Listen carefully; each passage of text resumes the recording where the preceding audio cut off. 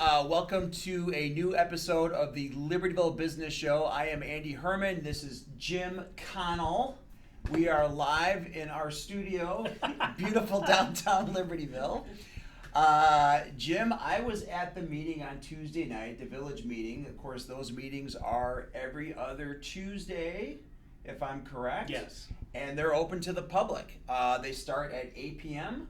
Please come. The information within these meetings are gold, and you can learn all sorts of great things that are going on within the town, and there is great debate. So please put it on your calendar and protect the time.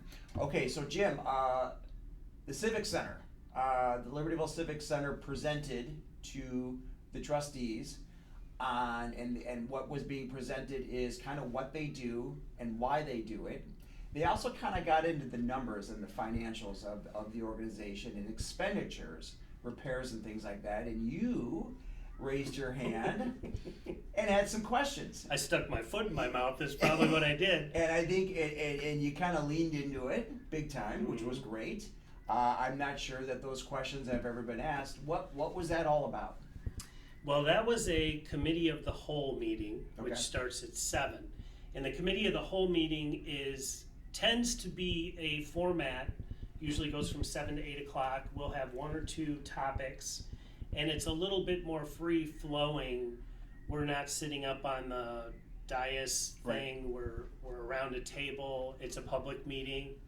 And that's where the mayor will have specific topics or float ideas, and we can have more of an open exchange. It's got like a round table. Yeah, vibe to it's it. a total round table, Yep. yes.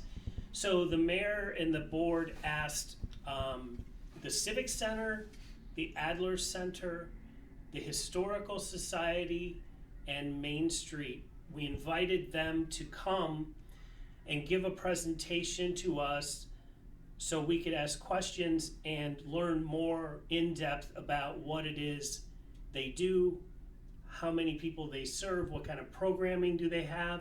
And it's really a twofold idea in my mind's eye anyway. And that is that post-COVID now, we're kind of out of COVID, we thought it would be a good idea to catch up with them. It's never been done before, so I like that aspect. It's something new. I believe that we should be a collaborative partner. So let's talk about Civic Center. Mm-hmm. The executive director, Ann, came and gave a really great presentation to talk about who they serve, how many people comes through that building in a week, Libertyville days, how they're organized, a little bit of the history. There were the Lions Club, I think, out of Mundelein, and I may have some of this a little wrong, but the Lions Club, the Knights of Columbus, and a couple other service organizations years ago created what we know today as the Libertyville Civic Center Foundation. So their mission is to provide services to the surrounding area. So what's unique is a few years back, I think it was 2018 or so, the village under Mayor Wepler went over to the foundation and said, hey, we have an idea. Would you guys run our senior services? Because you provide services for the seniors. Maybe we can get some efficiency here, which was a good idea. But I believe it's kind of led to some things that I'll get into in a second. Overall, it's a great concept. So their foundation board and Ann said, yes, we will take that on, but we will need you, the village, to provide some resources to us so we can allocate those resources to an employee or what have you to provide those services for seniors, because it's a big program. And the village agreed to that. So what was once in the Parks and Rec area, the senior services, was taken away from the Parks and Rec and absorbed by this wonderful nonprofit that we have, okay? The questions that I had, and I think some of my questions perhaps I didn't articulate them well enough, which is easily the case. In a roundtable discussion, I tend to think out loud, and I'm processing while I'm talking. Mhm. Probably not the best idea, but it's just kind of how I do it. But that's the spirit of the meeting, though, is that it's round table. Yeah, I need to work on that, Right. because I think some of what I was talking about may have landed incorrectly. Mhm. I, in turn, called Ann the next day, and we had a wonderful conversation, and she gave me a lot more history and a lot more insight, and she does a bang-up job there, and it was really a great conversation that we had, so I learned more. But going back to our meeting, now this is just me. Mhm. This is just me. What I'm kind of curious about is we have a nonprofit that operates inside that building. They provide wonderful services. We want a nonprofit inside that building providing wonderful services. Right. The organization, I think they pay a very small rent fee every year, which makes sense to me. It's Mhm. about efficiency, and they're really helping the village. However, the disconnect that I have, Andy, is the maintenance on the building. The maintenance on the building, that property is the property of the village of Libertyville. The village owns the Civic Center. The village owns the Civic Center building. Yes. The Civic Center Foundation works out of that building. If we ever sold that building, the Civic Center Foundation would just move somewhere else. Right. They would just find another place to provide their service and put out their mission, right? So where my disconnect is the Civic Center Foundation, I've come to find out over the years, has invested their money into upkeep of the building. They've purchased new windows, they've purchased an HVAC system, and they've split the cost with the village on some of these things. They've done a number of things to make their building better. And these are big ticket items. Big ticket, we're talking, I think her number was close to $300,000 of investments. Right. That They're paying. the nonprofit Right. paid for the building. Right. And in my simple mind, I say, why would they pay it? Why would they pay it? Why wouldn't the village keep up their own building? Because let's say we sold the building. Would the Civic Center Foundation come to us and say, hey, you owe us some money, we'll take the depreciation on it, what have you, but you gotta write us a check. And maybe that would happen and that would be just fine. Mhm. I don't know. But I don't think any of this has been discussed. And I don't think any of this is on paper. And I think it's unfair to the Civic Center to have this arrangement. And I think that the village should be responsible for their own property. Now, it's easy for me to say. Right. Sports complex, recessions, all that kind of stuff, the village is not flush. For many, many, many years, we have heard the village doesn't have any money. They're broke. They're broke. And again, taking a very simple approach, if you can't afford to keep up your building, then you should probably just sell it, shouldn't you? Right. And I'm not promoting selling the Civic Center. No. Not at all. I'm Right. talking about the principle of it. Right. Here's the bottom line. If I were the foundation and I were king for a day, which I'm not, and it's a board and you have to have negotiations with their board, remember, everybody's got different opinion, but just a simple approach to it. If I were the board, I would say, no longer are we investing in this building that we don't own. No different than if you were renting a house, the heat goes out, what do? Do you pay for HVAC for the tech to come in and replace the furnace or replace the part, or do you call the homeowner or the landlord and say, get somebody over there and get the heat on? St. Joe's owns the building that we're in. Right. St. Joe's Church. Mm-hmm. If I spring a leak in the ceiling here, I'm calling my buddy Dan Harris, who runs the campus, and I'm gonna go, hey man, Got a problem here. The church has a leak. Not Jim has a leak. The church has a leak. Yeah. And he would come out in the church, Right. because they're the investor. Right. Wouldn't expect me to fix it. I mean, it just, and again, I don't want to discredit sort of the flexibility that the village and that the Civic Center can probably offer one another. Mm-hmm. I'm a new guy, Mm-hmm. and I'm just asking the questions. I think maybe the Civic Center people may have thought that I was going down a different path, Mm-hmm. and I apologize for that. I didn't maybe speak clearly enough. I hope I did just now. You did. But, that's just part of learning for me. I need to be more candid. I need to be more direct and just say what I feel. I was thinking out loud. I was saying things like, why would hypothetically, if we did this, and I think the Civic Center folks might have been like, what's this guy talking Mm-hmm. about? Right. And I'm sorry for that. I didn't mean to do that. And I have no, beef. I love the village. I think we do a great job with a lot of different things. Our staff does a great job with a lot of things.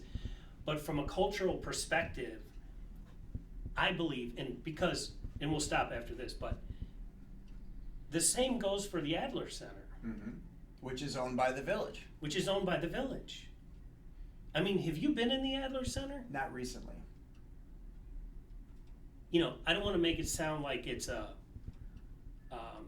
nice place, Mm-hmm. but I would submit to you, it hasn't been kept up very well. Now, that might be harsh, Mm-hmm. but I think it's true. It is what it is. Yeah.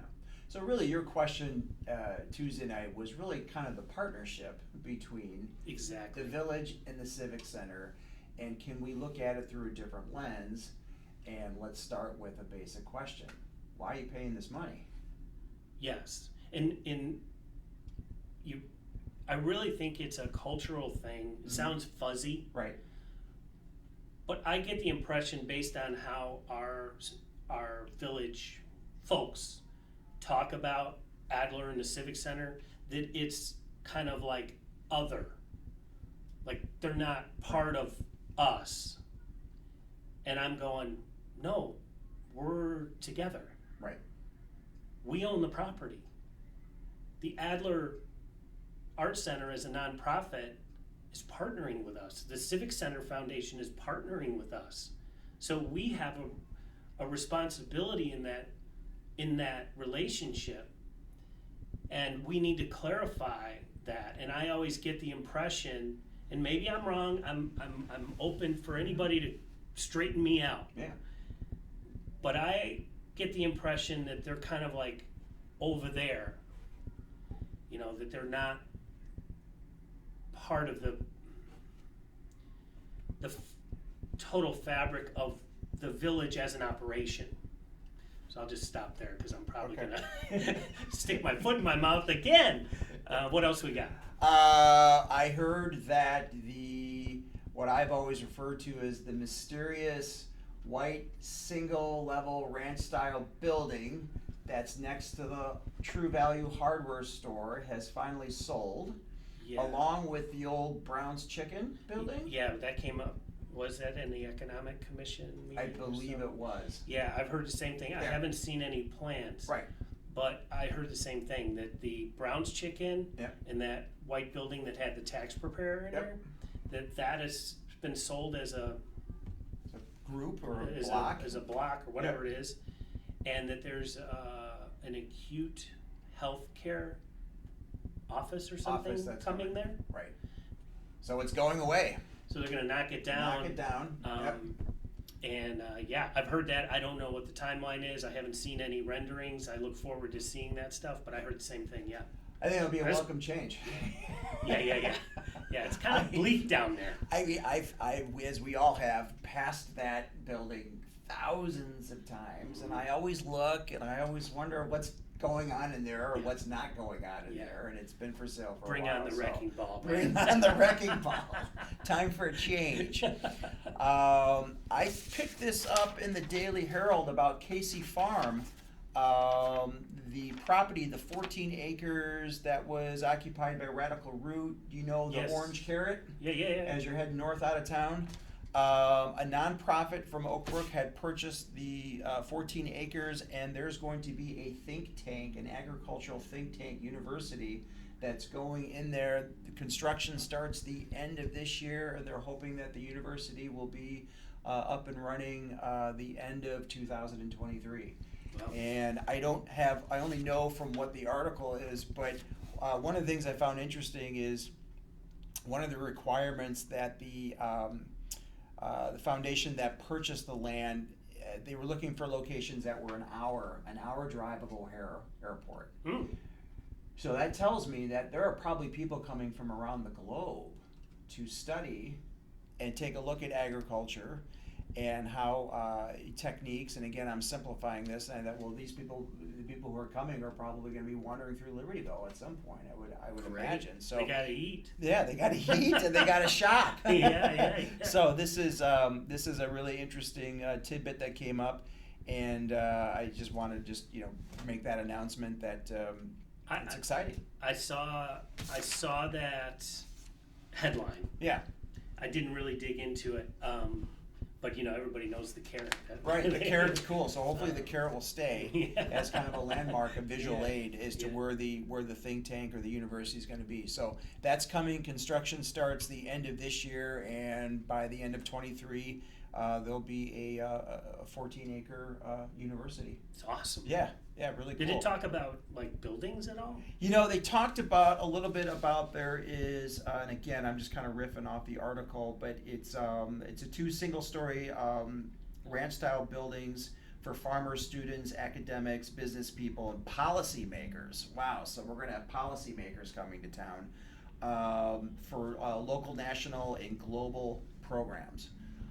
Not exactly 100% sure what all that means, but it sounds important. Well, let's keep that. And they're coming here, so I think that's great. really exciting. So That's great. And that's township.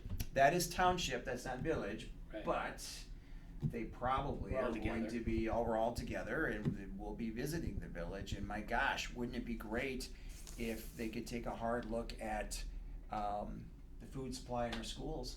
Starting at elementary and middle school, Oh, and maybe yeah, getting real food, nutrient dense food on the menu, which would solve, I believe, personally, a lot of behavioral problems. Yeah. Weaning them off the that's sugar. That's a you big know? topic. So yeah. I know that's a big topic, but You're right. this is exciting. It's something that caught my eye, and I just wanted to bring it up. So Great. I don't have anything else. I don't have anything else either. Okay. So So I think the Economic Development Commission meeting, which I go to, you go to, that's the third Wednesday. third Wednesday at 7:30 a.m. at the Village Hall Village Hall. upstairs.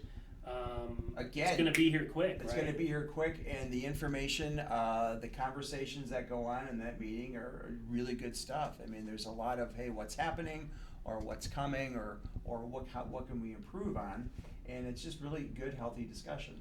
I have one thing, we don't need to get into it now, but Yeah. I'll tee it up.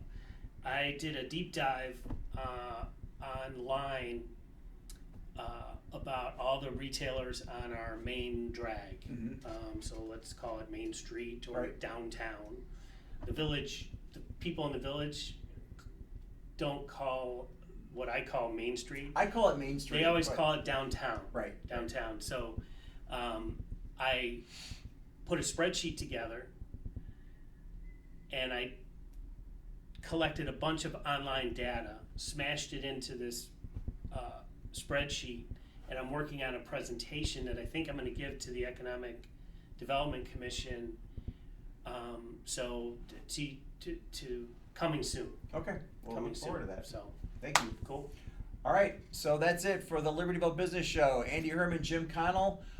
Stay tuned, and again, please like, subscribe, share, put your comments in. We read everything. Yes. I don't know if we're going to respond, Probably not. but we read, and it is all good. So thank you for tuning in and listening, and we will see you soon. Thank you.